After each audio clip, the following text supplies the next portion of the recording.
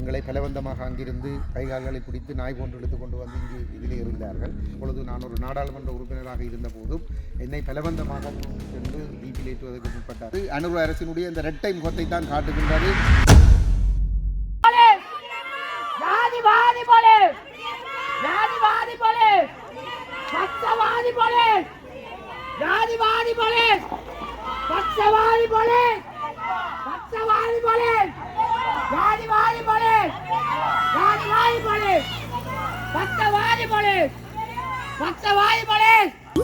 அந்த தீங்கு விளைவிக்கும் பாக்டீரியாக்களை ஒழிக்கும் என மருத்துவ மற்றும் விஞ்ஞான ரீதியாக உறுதிப்படுத்தப்பட்டுள்ளது.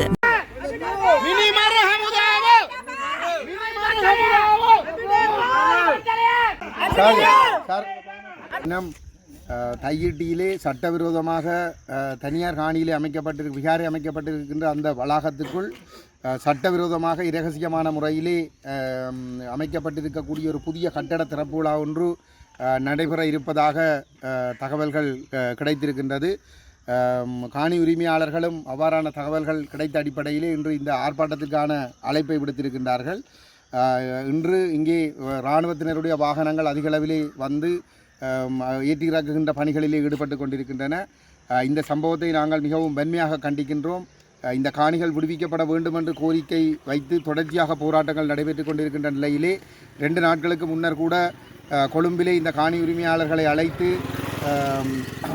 அமைச்சர் சந்தித்து தாங்கள் இது உங்களுடைய காணிகள் என்று சொன்னால் நிச்சயமாக விடுவிப்போம் என்று சொல்லி ஒரு புறத்தில் கூறிக்கொண்டு மறுபுறத்திலே அதே அரச இயந்திரம் இராணுவ இயந்திரம் இந்த சட்டவிரோத விகாரைக்குள் அமைக்கப்பட்ட கட்டட திறப்பு விழாவுக்காக தங்களுடைய அரச வளங்களை பயன்படுத்தி கொண்டிருப்பது என்பது அனுர அரசினுடைய இந்த இரட்டை முகத்தை தான் காட்டுகின்றது. அனுர ஒரு புறத்திலே தான் இனவாதத்திற்கு இடமளிக்க மாட்டேன், மதவாதத்துக்கு இடமளிக்க மாட்டேன் என்று சொல்லிக்கொண்டு இங்கே மேலும் மேலும் இந்த சட்டவிரோத பௌத்த விரிவாக்க நடவடிக்கைகளை அவருடைய தலைமையிலே, அவர் பாதுகாப்பு அமைச்சரும் அவர்தான், அவருடைய தலைமையிலே வந்து இந்த செயல்பாடுகள் இங்கே நடைபெற்று கொண்டிருக்கின்றது. எங்களுடைய மக்கள் இதனை புரிந்து கொள்ள வேண்டும்.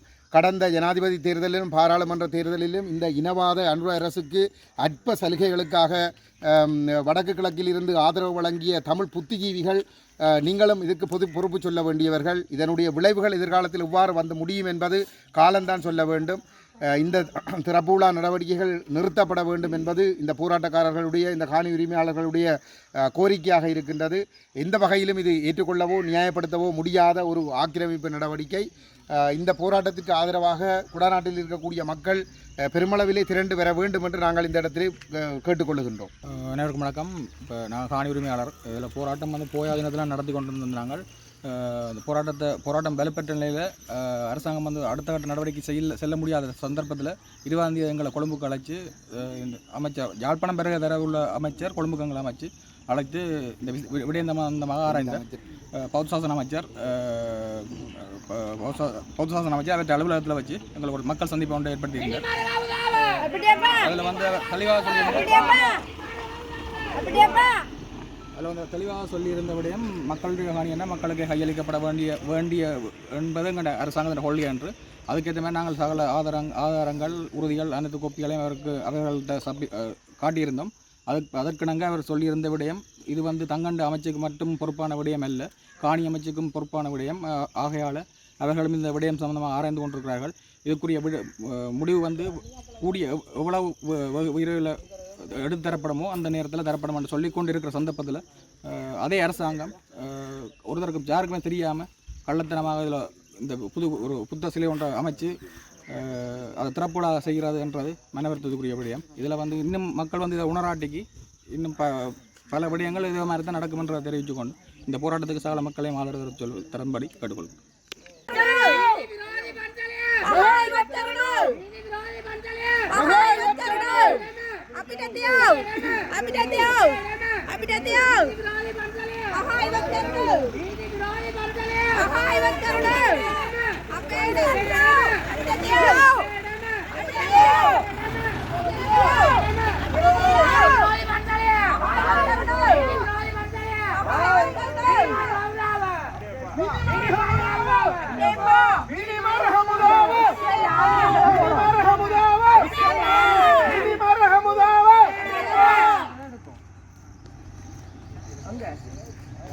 Apedama!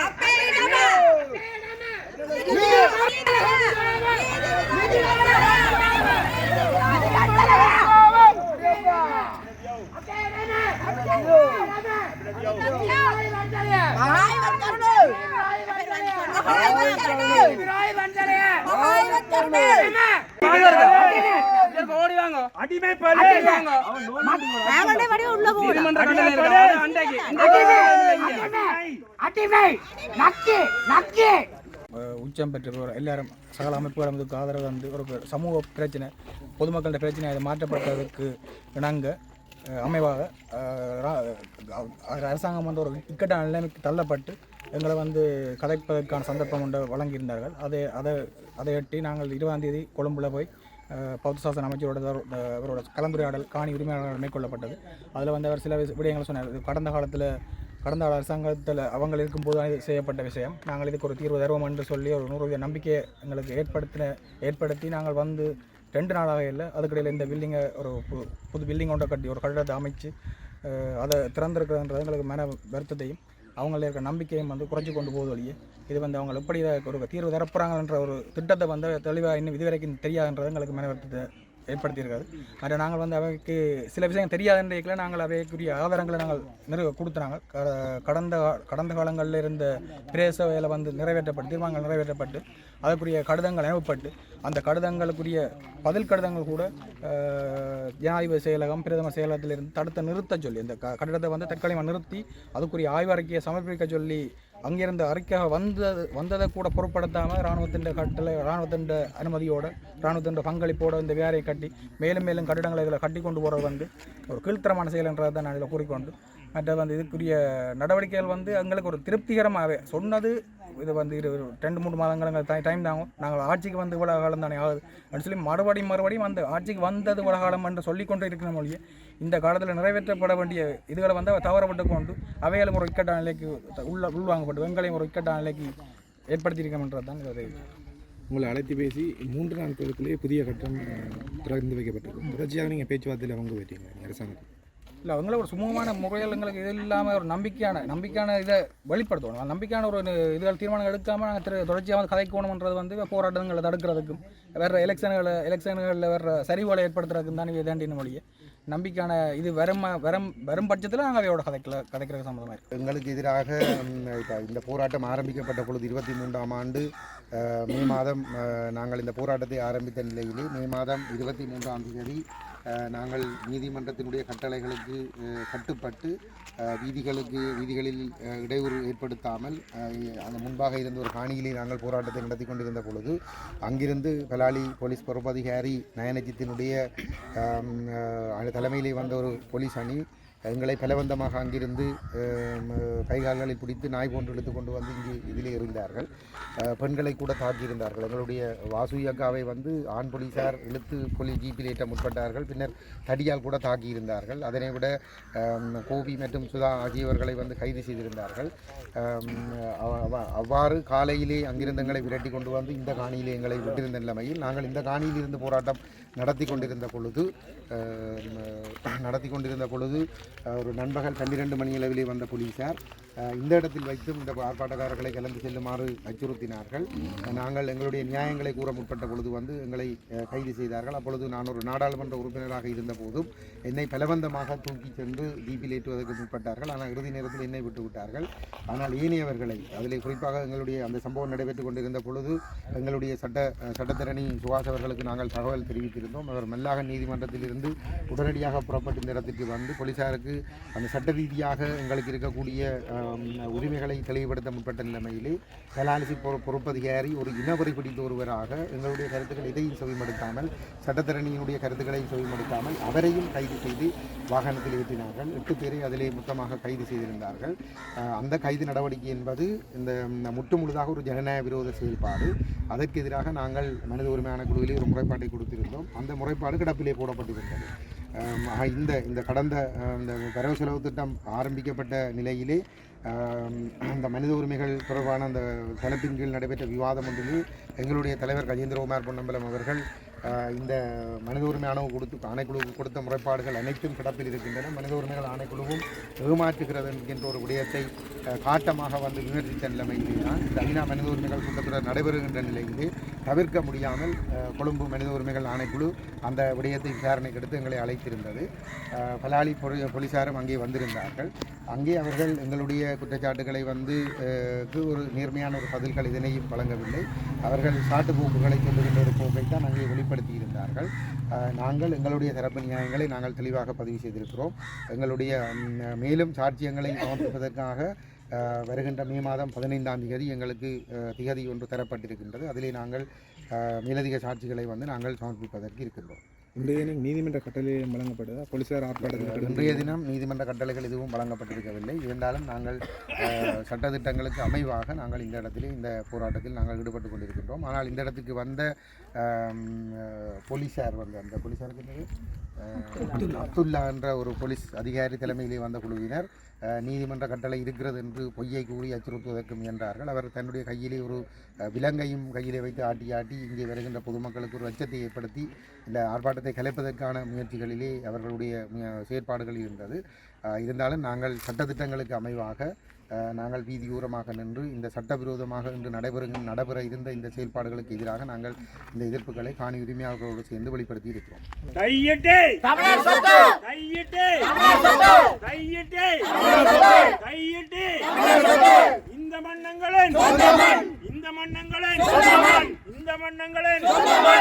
சட்டவிரோத விசாரணையை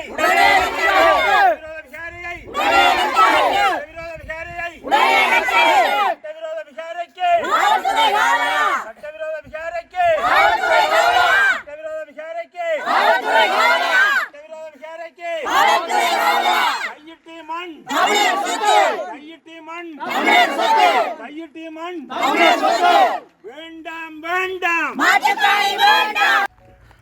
இன்றைய தினம் மார்ச் மாதம் 23ஆம் தேதி கையெட்டி சட்டவிரோத விசாரணைக்கு முன்பாக போராட்டம் ஒன்றை நாங்கள் நடாத்தியிருக்கின்றோம்.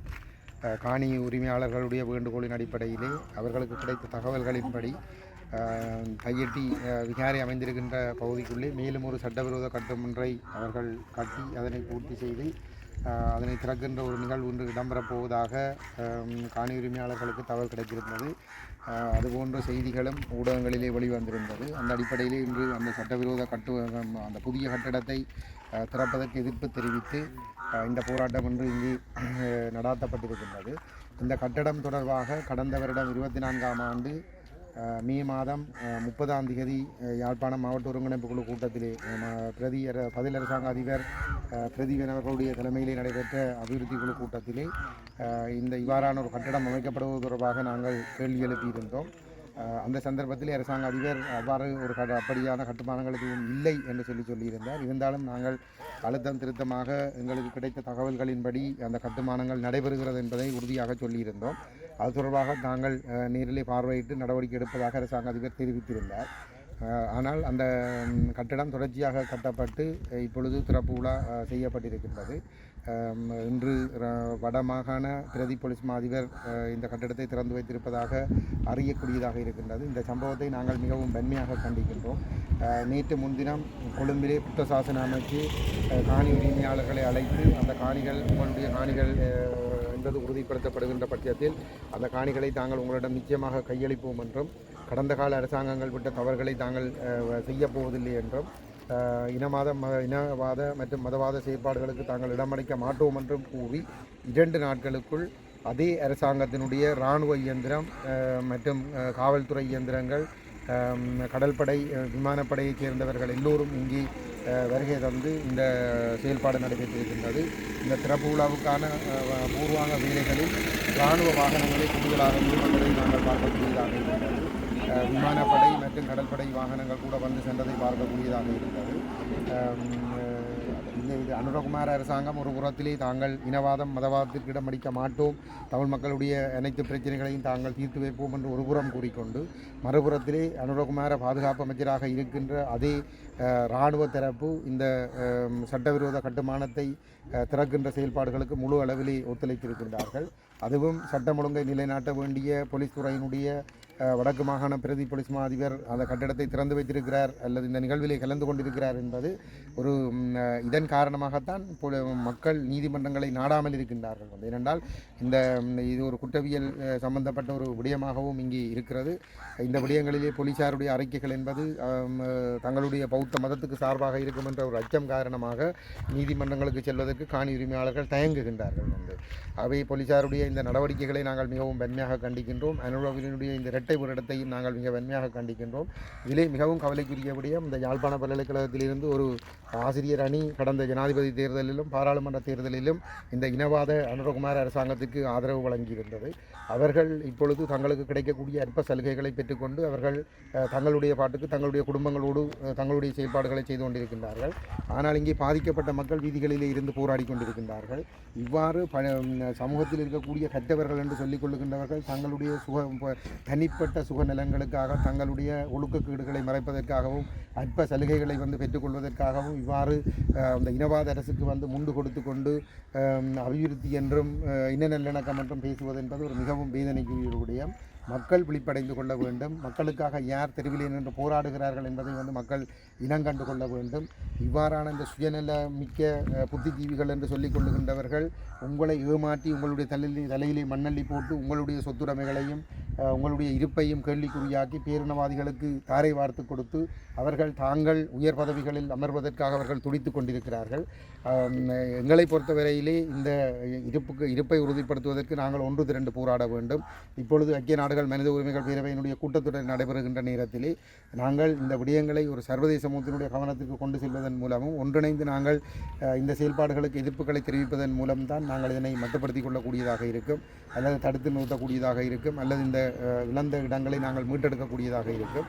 அந்த வகையிலே இந்த ஆக்கிரமிப்பு நடவடிக்கைகளுக்கு எதிரான போராட்டத்துக்கு இந்த மக்களோடு நாங்கள் எப்பொழுதும் தொடர்ச்சியாக நாங்கள் பக்கபலமாக இருப்போம். தொடர்ந்தும் இந்த சட்டவிரோதமான செயல்பாடுகள் நிறுத்தப்படுகின்ற வரைக்கும் இந்த போராட்டங்களில் நாங்கள் காணி உரிமையாளர்களோடு சேர்ந்து நாங்கள் ஈடுபடுவோம். தொடர்ச்சியாக தையிட்டு விகார பகுதியில் உள்ள புதிய கட்டடங்கள் கட்டப்படாமல் இருக்குது சட்ட நடவடிக்கை எடுக்கிறது. அந்த விடயத்திலே காணி உரிமையாளர்கள் தான் முடிவெடுக்க வேண்டும். எங்களுக்கு அவர்களை சட்ட நடவடிக்கைகளுக்கு செல்லுங்கள் என்று சொல்லி நாங்கள் துணிச்சலாக கூற முடியாத நிலைமையில் இருக்கிறோம். ஏனென்று சொன்னால் நீதித்துறை எவ்வாறு செயல்படும், காவல்துறை எவ்வாறு செயல்படும் என்பதற்கு கடந்த கால சம்பவங்கள் உதாரணங்களாக இருக்கின்றன. குருந்தூர் நிலையை எடுத்துக்கொண்டால் நீதிபதி துணிச்சலாக சட்டவிரோத கட்டுமானம் என்று தீர்ப்பளித்த நிலையிலே இனவாதிகள் சட்டமாதிபர் திணைக்களம் கூட அச்சுறுத்தல் கொடுத்து நெருக்கடி கொடுத்து அவரை அந்த தீர்ப்பை மாற்றி எழுத வேண்டும் என்று வற்புறுத்திய நிலைமையிலே அவர் பதவி விலகி சென்றிருக்கின்றார். அது உயிர் அச்சுறுத்தல் விடுக்கப்பட்ட நிலைமையிலே. ஆகவே இவ்வாறான ஒரு இடத்திலே நாங்கள் காணி உரிமையாளர்களை நோக்கி நீங்கள் வழக்கு சட்ட நடவடிக்கைகளுக்கு செல்லுங்கள் என்று சொல்லி உறுதியாக சொல்ல முடியாத நிலைமையிலே இது ஒரு அரசியல் பிரச்சினை. இதை சர்வதேச சமூகத்தினுடைய கவனத்துக்கு கொண்டு சர்வதேச சமூகத்தினுடைய அழுத்தங்களோடு இந்த விடயங்களுக்கு ஒரு நிரந்தர முற்றுப்புள்ளி வைப்பதற்கான வேலை திட்டங்களை செய்வதில் தான் எங்களுக்கு நம்பிக்கை இருக்கிறது. மேற்கொண்டு காணி உரிமையாளர்கள் சட்ட நடவடிக்கைக்கு செல்வது என்பது அது அவர்களுடைய கைகளிலே தான் இருக்கின்றது. அமைச்சர் சந்திரசேகரன் அவர்கள் அண்மையை தெரிவித்திருந்தார் மக்களுடைய காணிகள் விடுவிக்கப்படும் என்றெல்லாம். ஆனால் தற்போது ஆக்கிரமிக்கப்பட்ட காணிகளிலே புதிய கட்டடங்கள் திறக்கப்படாது. அதை நீங்கள் எப்படி பார்க்கணும்? சந்திரசேகரன் சிங்கள பௌத்த பேரினவாத அரசினுடைய ஒரு முகவர் தான். அவர் தமிழன் என்பதற்காக தமிழ் மக்களை ஏமாற்றுவதற்காக அவரை இங்கே அரசு பயன்படுத்தி கொண்டிருக்கின்றது. அவர் இந்த சிங்கள பௌத்த ஆக்கிரமிப்பு என்று வருகின்ற பொழுது அவர் எப்பொழுதும் சிங்கள பௌத்த ஆக்கிரமிப்பின் பக்கம்தான் நிற்கின்றார். அந்த மக்களை அந்தந்த நேரங்களிலே ஏமாற்றி வாக்குகளை பெறுவதற்காக அவர்கள் பசப்பு வார்த்தைகளை பயன்படுத்துகிறார்களே தவிர இந்த விடயங்களை சுட்டிக்காட்டி இதை தடுத்துவதற்கான முதுகெலும்பு திராணி அவருக்கு கிடைக்காது. நாங்கள் தான் எங்களுடைய இருப்புக்காக போராட வேண்டும்.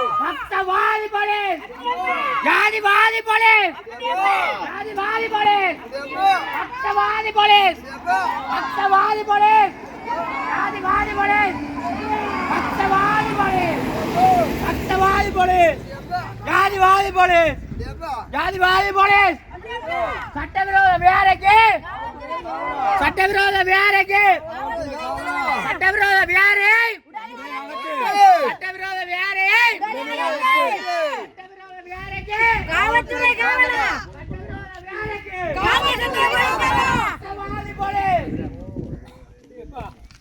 හරියන්න නම් මල්ලි හරිම තැනට යන්න ඕන.